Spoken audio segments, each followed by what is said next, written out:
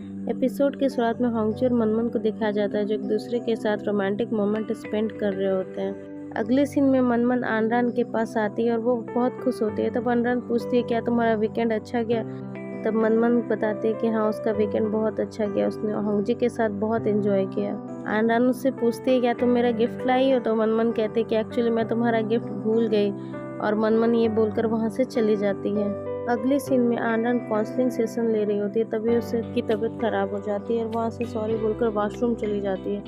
जब वो वहाँ वॉशरूम जाती है तो उसे वोमिटिंग होने लगती है। फिर वो देखती है उसके नाक से खून निकल रहा है, वो परेशान हो जाती है। जी मिंगवे घड़ी को देखते हुए सोचता है कि आज आनरान को आने में बहुत लेट हो गया। फिर वो अपनी सेक्रेटरी से पूछता है कि आनरान के काउंसलिंग सेशन का टाइम कितने बजे का है। तो उसके असिस्टेंट इवान बताते हैं कि काउंसलिंग सेशन का टाइम 5 बजे का है।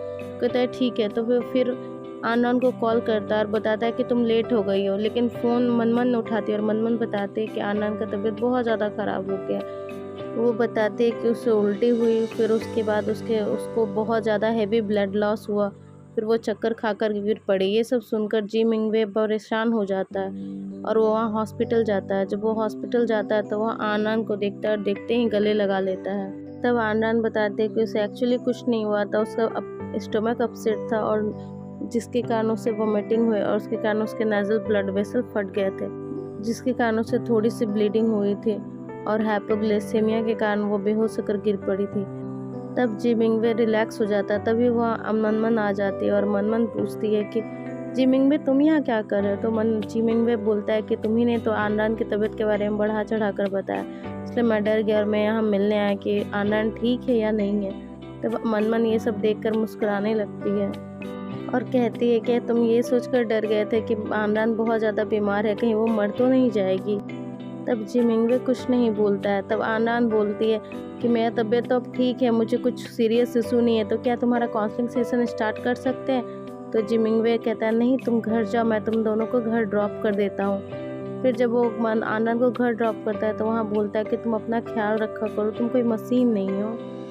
मनमन आनरान से पूछती है कि जी मिंगवे तुम्हें पसंद करता है, तुम उसे हाँ क्यों नहीं कर देती है। तो आनरान कहती है कि मैं जानती हूँ कि मुझे पसंद करता है, लेकिन फिर भी मैं उसे हाँ नहीं करना चाहती हूँ, क्योंकि मैं एक बार धोखा खा चुकी हूँ, दोबारा वो सब झेलना नहीं चाहती। नेक्स्ट सीन में होंगजी और जी मिंगवे बार में बैठे हुए हैं। तो होंगजी जी मिंगवे से कहता है कि तुम आनरान को पसंद करने लगे हो। तो जी मिंगवे कहता है नहीं, मैं आनरान को नहीं पसंद करता, वो जस्ट मेरी दोस्त है, इसलिए मुझे उसकी बीमारी के लिए चिंता हो रहा था। तो होंगजी कहता है नहीं तुम उसे पसंद करते हो, क्या उसका तबीयत खराब होता तो तुम्हें चिंता नहीं होता। तो कहा कि हाँ हुआ था। फिर होंगजी कहता है क्या तुम नहीं चाहोगे कि जब भी आनंद मुसीबत में हो तो सबसे पहले तुम ही उसे बचाने जाओ।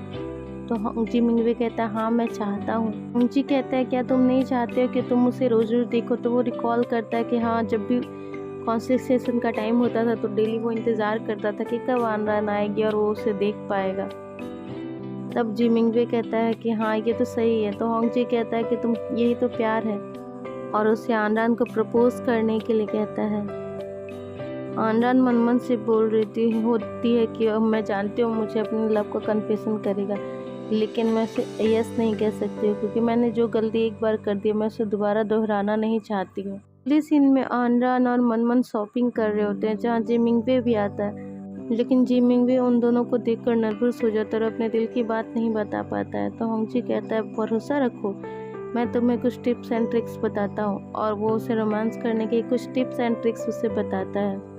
होंगजी जी मिंगवे से कहता है कि तुम उसे 99 रोजेस का बुके दो। तब जी मिंगवे इमेजिन कहता है कि मैंने उसे 17 रोजेस का बुके दिया। फिर होंगजी उससे कहता है कि तुम उसे कैंडल लाइट डिनर पे ले जाओ और सब अपने दिल की बात बताओ। होंगजी जी मिंगवे को जो भी बताता है जी मिंगवे सब कुछ करता है, लेकिन उसका प्लान फेल हो जाता है। वो उसे 17 रोजेस का बुके देता है, लेकिन आनंद समझ नहीं पाती कि वो उसे किसने दिया है। तो वो बुके वो अपनी कलीग को दे देती है। फिर जी मिंगवे के पास जाती है तो जी मिंगवे पूछता है क्या तुम्हें किसी ने कुछ रोज़ दिया है। तो कहा कि हाँ मुझे दिया है, लेकिन मुझे लगता है किसी एल्डर सिटीजन ने दिया है। जिस बात को सुनकर जी मिंगवे परेशान हो जाता है। तब आनरान बोलती है कि तुम बहुत ज़्यादा परेशान और थके थके लग रहे हो, अगर तुम चाहो तो मैं आज का काउंसलिंग सेशन नहीं कर सकती हूँ। तो जी मिंगवे इसके लिए तैयार हो जाता है और वो उसे कहता है कि ठीक है, अगर काउंसलिंग सेशन नहीं कर रहे हैं तो क्या हम दोनों डिनर के लिए जा सकते हैं? तब आनरान उसको मना करना चाहती है, लेकिन जी मिंगवे कहता है कि प्लीज़ मान जाओ, तो वो मान जाती है। वहाँ जाकर जी मिंगवे उसके लिए वायलिन प्ले करता है और वो चाहता है आनरान देखे, लेकिन आनरान नहीं देखती है। जब वो वायलिन बजा लेता है तो आनरान के पास आता है और पूछता है कि क्या तुम्हें वायलिन पसंद आया? तो वो बताते कि हाँ, म्यूज़िक तो अच्छा था, मैंने सुना। तो जी मिंगवे कहता है कि तुमने सिर्फ सुना, तुमने देखा नहीं? तो आनंद कहते हैं एक्चुअली मैंने अपने कॉन्टैक्ट लेंसेज घर में भूल गई हूँ, तो मैं देख नहीं पाई, मुझे दूर का दिखता नहीं है। जी मिंगवे होंगजी को मैसेज करता है कि कुछ भी प्लान के मुताबिक नहीं हो रहा है। तो होंगजी कहता है ठीक है, कोई बात नहीं, तुम डायरेक्ट प्रपोज कर दो। जैसे ही जी मिंगवे उससे बोलने जाता है तो आनरान कहते हैं कि तुम मेरे क्लाइंट हो, हम दोनों को ऐसे अकेले में नहीं मिलना चाहिए। इस बात से जी मिंगवे उदास हो जाता है और वो अपने असिस्टेंट इमली को कहता है कि आनरान का कॉन्ट्रैक्ट टर्मिनेट कर दो। तो आनरान को कॉल आता है कि आपका कॉन्ट्रैक्ट टर्मिनेट किया जा चुका है। तो आनरान कहते हैं कि नहीं, अभी 2 काउंसलिंग सेशन तो बाकी हैं। तो कहते हैं मुझे तो नहीं पता, लेकिन हाँ, आपका कॉन्ट्रैक्ट कैंसिल हो गया।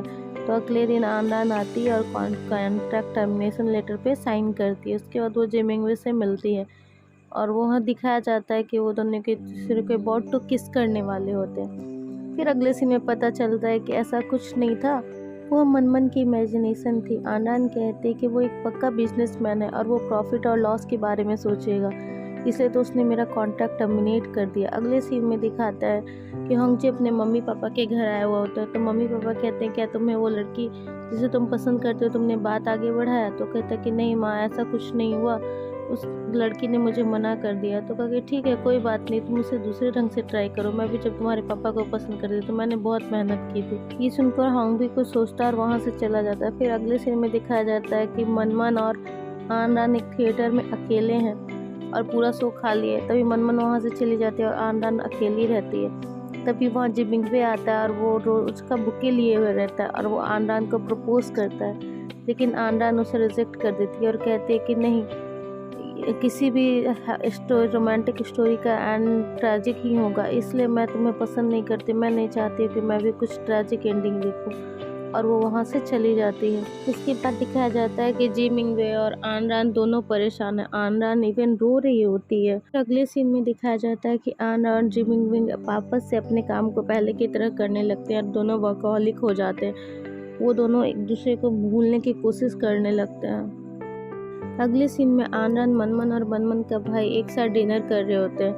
यहीं पे हमें पता चलता है कि मनमन का भाई आनरान को पसंद करता है। वो पूछता है कि तुम्हें जिस क्लाइंट ने प्रपोज किया था उसका क्या हुआ? तो आनरान कहते हैं वो सिर्फ एक क्लाइंट था, मैंने उसे ना कर दिया है। ये सुनकर मनमन का भाई खुश हो जाता है। फिर आनरान और मनमन का भाई एक दूसरे के साथ बातें कर रहे थे, जहाँ पता चलता है कि आनरान अंदर से बहुत दुखी है और एक्चुअली आनरान मनमन का भाई उसे प्रपोज करने वाला होता है। लेकिन जब वो देखता है वो इतनी दुखी है तो वो कहता है कि ठीक है, मैं भी जा रहा हूँ, जब मैं आऊँगा तो मैं तुम्हें कुछ बात बताऊंगा जो बहुत ज़रूरी है। अब आनरान कहती है अगर वो इतना ही ज़रूरी है तो तुम अभी भी बता सकती हो। तो उसका भाई मना कर देता है। अगले सीन में होंगजी और मनमन एक रेस्टोरेंट में होते हैं। तभी उसकी एक्स गर्लफ्रेंड आ जाती है और कहती है मैं तुम्हारे बच्चे की माँ बनने वाली, जिसे होंगजी इनकार कर देता है और कहता है हो सकता है तुम्हारे पुराने बॉयफ्रेंड का बच्चा हो। तब वो उसे बुरा भला कहते हैं। तो मनमन कहते हैं कि ठीक है, अगर ये तुम्हारे बच्चे का बाप बनने वाला है तो तुम डीएनए टेस्ट कराओ, अगर वो पॉजिटिव आता है तो तुम बेशक पुलिस केस कर देना। इस बात को सुनकर उसकी एक्स गर्लफ्रेंड डर जाती है और वहाँ से चली जाती है। होंगजी ये देखकर बहुत खुश होता है कि मनमन उस पर भरोसा करती है। अगली सीन में आनरान जी मिंगवे के ऑफिस आती है, जहाँ गार्ड जब उसे आई कार्ड मांगता है तो जी मिंगवे कहता है ये मेरी क्लाइंट है और वो दोनों एक साथ लिफ्ट में चले जाते हैं, जहाँ आनरान कहती है कि यहाँ मेरा एक और क्लाइंट है जिससे मैं मिलने आई हूँ। फिर उस क्लाइंट को दिखाया जाता है। वो बताते हैं कि वो 6-7 सालों से किसी रिलेशनशिप में नहीं रही है और अब वो 30 एज की हो गई है और उसके मम्मी पापा चाहते हैं वो शादी कर ले। तो जो भी उसकी प्रॉब्लम होती है आनरान उसे अपने आप को कोरिलेट करने लगती है और वो मुस्कुराने लगती है। उसने जी मिंगवे से झूठ बोला था कि उसकी आई साइट में प्रॉब्लम है। दोस्तों यहाँ पे एपिसोड ख़त्म हो गया, मिलते हैं अगले एपिसोड में, तब तक के लिए बाय।